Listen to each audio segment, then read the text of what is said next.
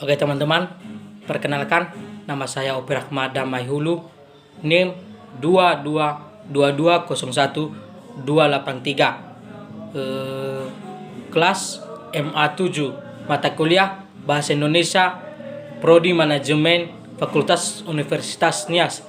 Jadi di video ini saya akan membahas tentang pemakaian huruf, penggunaan huruf pada kata berkaitan dengan fonologi, ilmu yang mempelajari tentang bunyi dalam bahasa Indonesia. Jumlah abjad yang diketahui terdapat 26 huruf yang terdiri dari 5 huruf vokal dan 21 huruf konsonan. Selain huruf tersebut, adapun kaitannya dengan ilmu fonologi, bunyi-bunyi ditimbulkan berdasarkan huruf-huruf itu dapat bermacam-macam.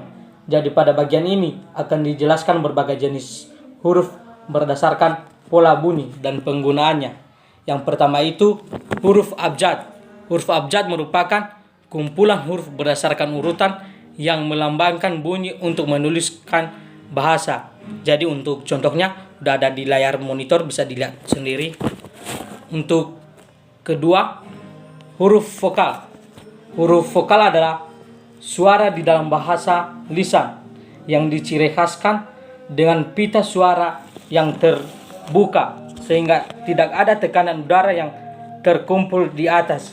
Untuk contoh kedua juga udah ada di layar monitor, bisa dilihat di layar, udah tertera contohnya.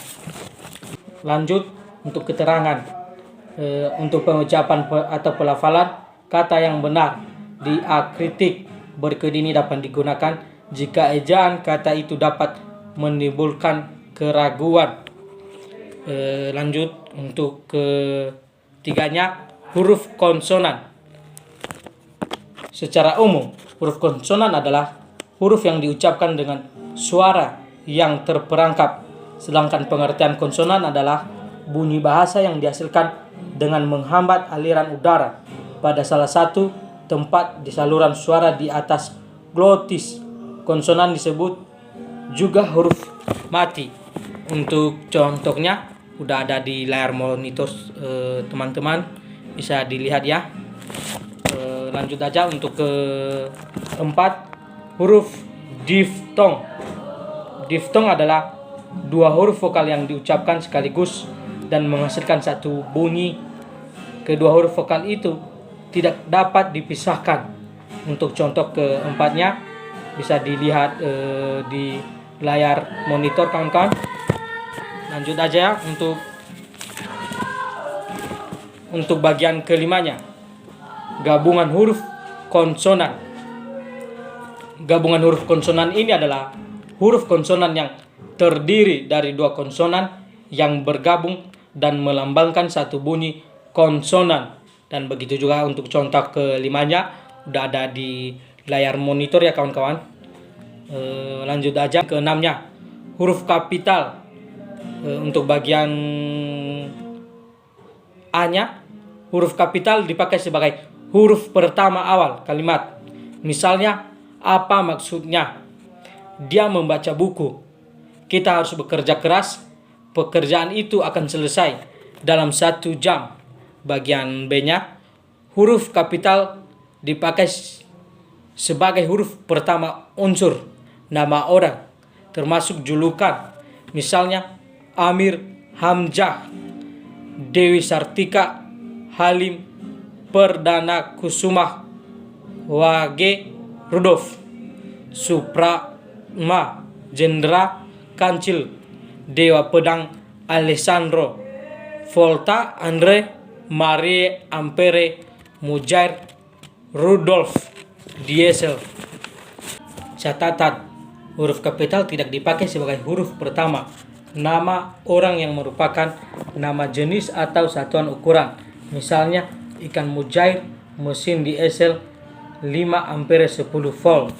Dan keduanya, terus ketiga, 4, 5, 6, 7, 8, 9. Terus ke 10, 11, 12, dan yang terakhir 13. Lanjut aja untuk ketujuhnya, huruf miring. Huruf miring dipakai untuk menuliskan judul buku, nama majalah atau nama surat kabar yang dikutip dalam tulisan termasuk dalam daftar pustaka. Misalnya, saya sudah membaca buku Salah Asuhan karangan Abdul Muis, majalah Pejangga Baroe menggelorakan semangat kebangsaan. Berita itu muncul dalam surat kabar Cakrawala Pusat Bahasa 2011, Kamus Besar Bahasa Indonesia Pusat Bahasa edisi keempat, cetak atau cetakan kedua, Jakarta, Gramedia Pustaka Utama. Kedua, huruf miring dipakai untuk menegaskan atau mengkhususkan huruf, bagian kata-kata, atau kelompok kata dalam kalimat. Misalnya, huruf terakhir kata abad adalah dia tidak diantar tetapi mengantar. Dalam bab ini tidak dibahas pemakaian tanda baca. Buatlah kalimat dengan menggunakan ungkapan lepas tangan. Lanjut untuk ke bagian 8-nya, huruf tebal. Yang pertama, huruf tebal dipakai untuk menegaskan bagian tulisan yang sudah ditulis miring. Misalnya huruf DH seperti pada kata rambat had tidak terdapat dalam ejaan bahasa Indonesia. Kata et dalam ungkapan ora et labora berarti dan. Bagian keduanya, huruf tebal dapat dipakai untuk menegaskan bagian-bagian karangan seperti judul buku, bab atau subbab. Lanjut, misalnya ini ada 4 bagian. Yang pertama, latar belakang dan masalah. Kedua, latar belakang. Ketiga, masalah. Dan keempat, tujuan. Yang pertama dulu, latar belakang dan masalah.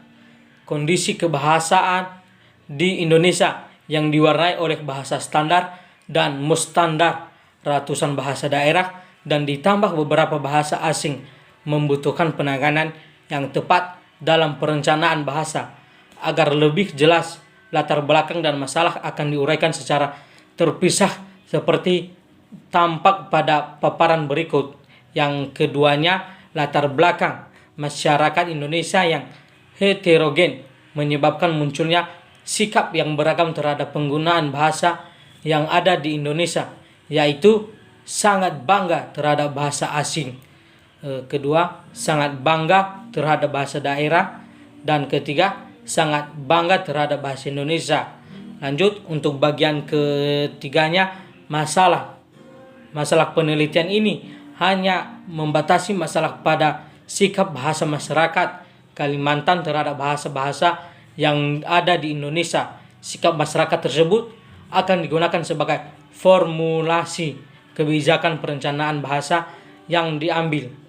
Lanjut untuk ke bagian terakhirnya, bagian keempatnya, tujuan penelitian ini berfungsi untuk mengetahui dan mengukur sikap bahasa masyarakat Kalimantan, khususnya yang tinggal di kota besar, terhadap bahasa-bahasa yang ada di Indonesia. Jadi untuk penjelasan pemakaian huruf ini cukup sampai di sini aja ya kawan-kawan.